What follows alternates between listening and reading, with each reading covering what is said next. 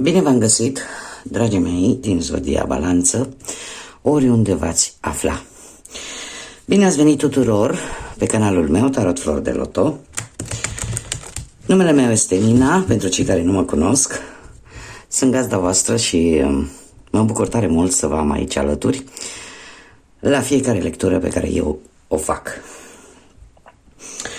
Azi, așa cum v-am obișnuit, voi face o lectură generală atemporală. Ce înseamnă asta? Nu are o limită de timp, valabilă din momentul în care apare în viața voastră sau atunci când doriți să o urmăriți. Un lucru important de care trebuie să țineți cont și anume faptul că voi sunteți stăpânii propriei voastre vieți, așa că vă rog să luați decât acele mesaje care rezonează cu voi, iar restul să le lăsați să zboare în univers. Pentru că sigur sunt pentru alte persoane care într-o măsură mai mare sau mai mică au o legătură cu Zodia Balanță. Desigur, dacă nu veți rezona cu această lectură, puteți urmări celelalte zodii, care pot reprezenta pentru voi ascendentul, Luna, Venus sau oricare altă planetă importantă din cartea voastră astral.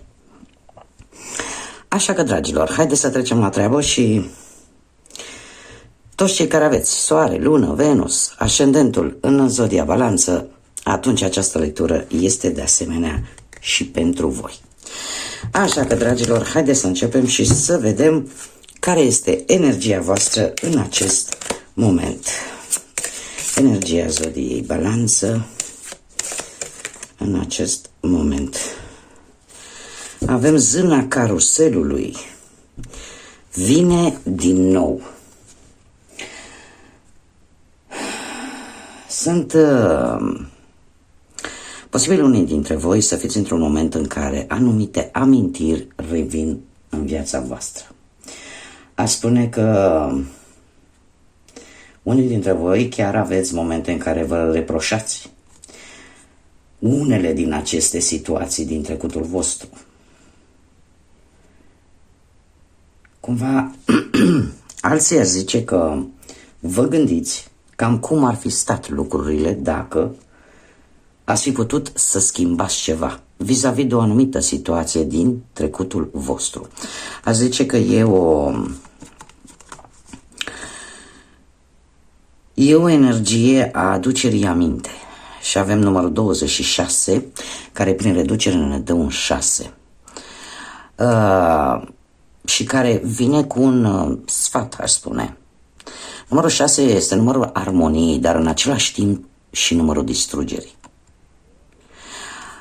Probabil că pentru unii dintre voi apare necesitatea aceea de a distruge ceva care nu-ți mai folosește și care probabil e cumva legat de trecutul tău.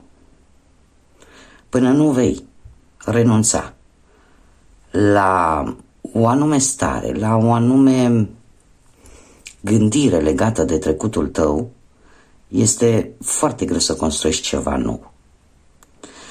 Unii dintre voi caută vindecarea, alții caută un echilibru, mai ales din punct de vedere spiritual și chiar și financiar. E posibil ca situația să fie legată și de o parte financiară. Dar haideți să vedem ce ne spune tarotul pe parte profesională, ce vine în viața profesională a Zodiei Balanță în următoarea perioadă de când urmărește această lectură. Ce vine pentru dragii mei?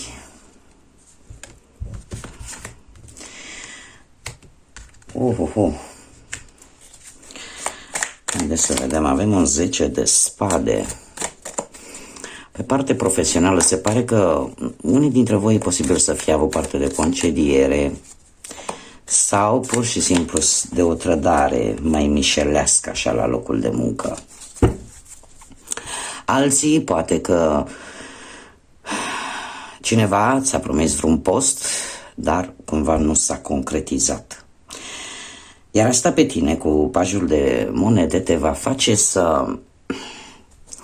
să vrei să ai un nou început profesional sau te va obliga să începi tu ceva la nivel profesional. Chiar dacă asta te va costa poate mai multă muncă, mai multe cerințe, dar cumva îți vei face un foarte bun plan pe care îl vei respecta. Și avem regele de monede. Regele de monede care posibil să... Eu aș spune că mai degrabă, nu știu dacă cunoști această persoană, e posibil să fie o persoană total necunoscută, dar care, nu știu, poate să ia forma unui șef sau o șefă. Oricum este cineva care are putere și care te poate ghida. Te poate ghida în noul proiect pe care tu vrei să-l pui în aplicare. Dacă nu vorbim de o persoană, e posibil să, nu știu, să încerci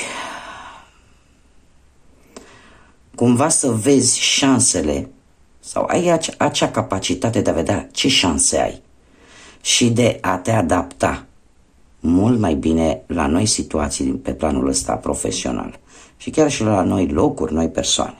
Dar în mare parte mie mi-apare că există totuși cineva aici, posibil cu o zodie de pământ, să aibă legătură cu zodiile de pământ, Taur, Fecioară sau Capricorn, care cumva te poate sprijini în noul proiect pe care tu vrei să-l obții.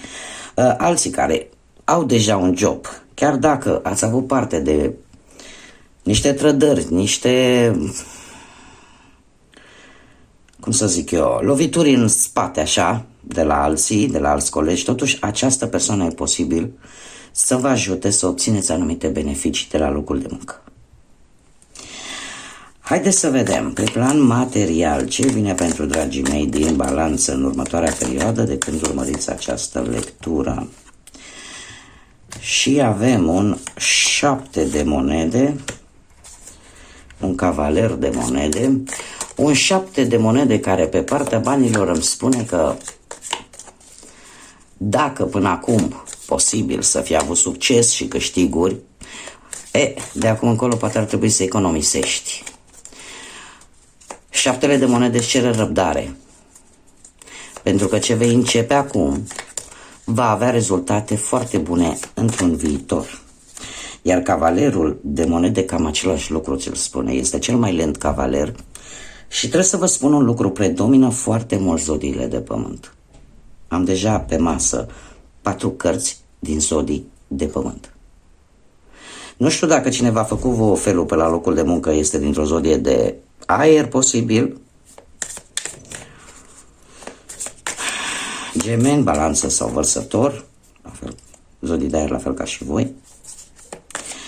Dar ce pot eu să vă spun pe parte financiară este că încă trebuie să mai aveți răbdare ca acest plan la care voi v-ați gândit să dea roade.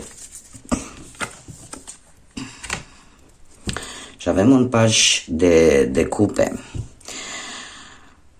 Haideți să vedem un pic mai în amănunt. Cavalerul de monede este cavalerul care îmi vorbește de bănuți, care pot veni din mai multe locuri. Ori poate o mică creștere la salariu, ori poate mai greu dintr-o moștenire. Dar, cum avem și pajul de cupe aici, aș spune că e posibil ca unii dintre voi să faceți niște înțelegeri, niște acorduri foarte favorabile pentru voi. Ori pentru o mărire de bănuți, cum bine am văzut, cu ajutorul unei persoane cu putere, cu bani și cu influență și care probabil că vă vede potențialul. Sau aș mai spune că e posibil să vă rezolvați bănuții ăștia care vă vin sau mărirea asta de salariu să vă ajute să vă rezolvați o datorie mai veche.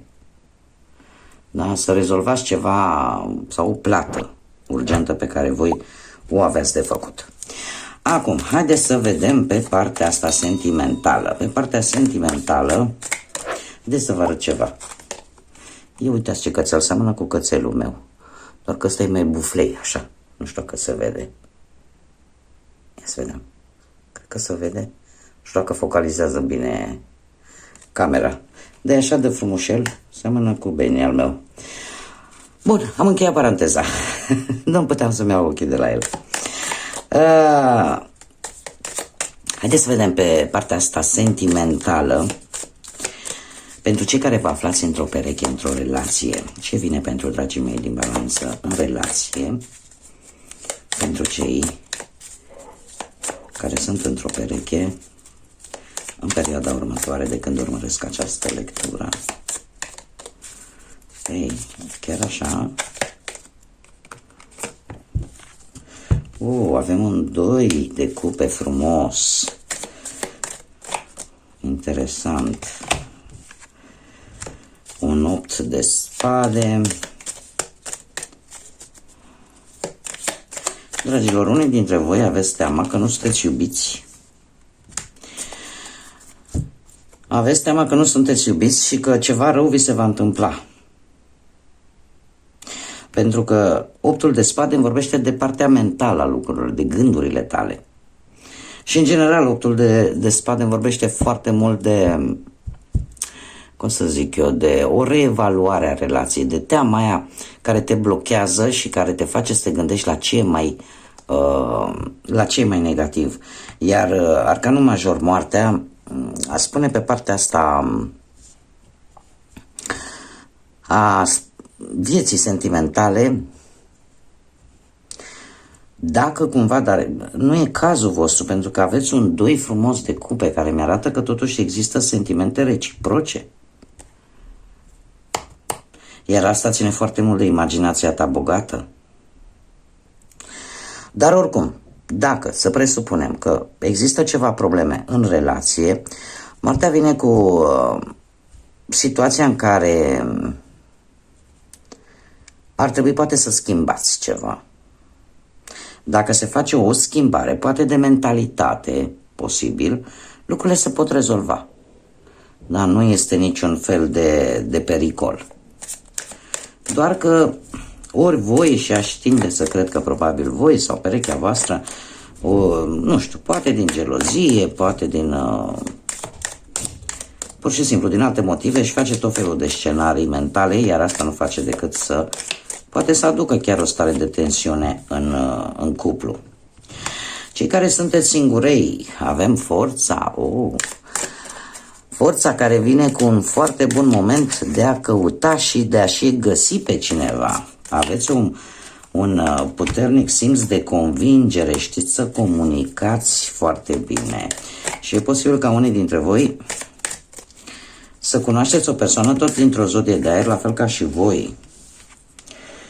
O regină de spade, pe cineva care nu prea și arată sentimentele, e o persoană care a trecut prin multe în viața sa și tocmai pentru că a suferit destul de mult și-a ridicat așa un zid și un zid de protecție practic și își va arăta foarte greu sentimentele, dar avem un 8 de cupe. Avem un 8 de cupe care îmi vorbește tare mult de căutare.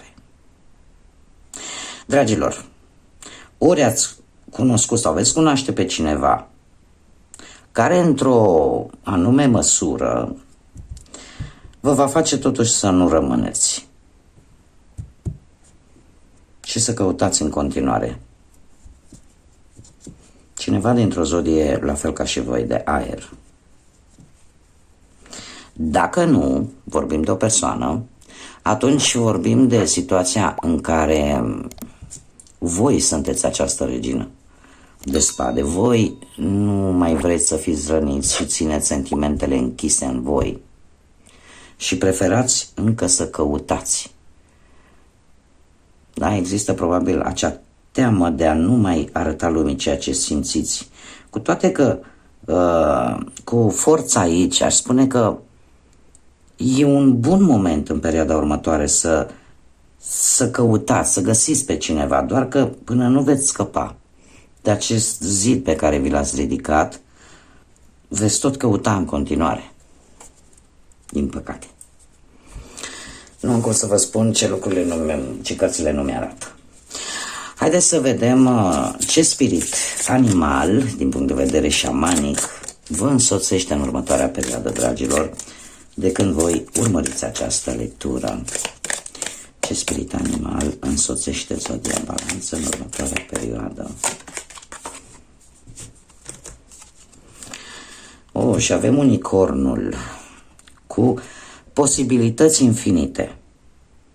Tu ești suveranul a tot ceea ce se vede și ceea ce nu se vede. Magia și dragostea te înconjoară, frumusețea te transformă, ascultă spiritele luminii și abandonează întunericul. Mergi înaintea lucrurilor simple și devino legendar. Este o formă frumoasă, poetică, de a spune de fapt că posibilități sunt și cumva te îndeamnă să abandonezi anumite lucruri negative care le tragi după tine poate dintr-un trecut. Și în felul ăsta să te poți bucura și de lucrurile simple din viața ta și de lucrurile frumoase, atâta timp cât te simți încorsetat și prins în acele energii negative din trecut. Lucrurile pozitive cumva greu ajung la voi. Deci trebuie să eliberezi această stare de negativitate, să încerci să rezolvi această problemă din trecutul tău, pentru ca lucruri să te deschizi. Odată ce te deschizi, cumva primești acea energie pozitivă de care ai nevoie. Și avem un mesaj din partea fazelor lunare care ne spune, avem ultimul pătrar de lună în balanță și îmi spune: fă-ți timp pentru tine sau fă-ți timp să te iubești, pur și simplu. Da? Asta mă duce, culmea că este în balanță, este în zodia voastră și cumva e un îndemn foarte subtil de a te regăsi pe tine, de a-ți regăsi tu echilibru de care tu ai nevoie și care te caracterizează ca și zodie. Bun, dragilor, aceasta a fost lectura pentru voi. Eu vă mulțumesc pentru atenție, pentru cei care poate încă nu s-au abonat și v-a plăcut sau ați rezonat cu lectura. Eu vă îndemn cu mare drag să vă abonați. Nu uitați de asemenea, dacă de asemenea ați rezonat sau v-a plăcut, lăsați un like, un comentariu. Eu vă mulțumesc în prealabil pentru aceste mici gesturi, dar atât de importante și dorindu-vă o perioadă cât mai liniștită, cât mai înțeleaptă și cât mai plină de claritate, până data viitoare când ne vom revedea. Să fiți iubiți, dragilor!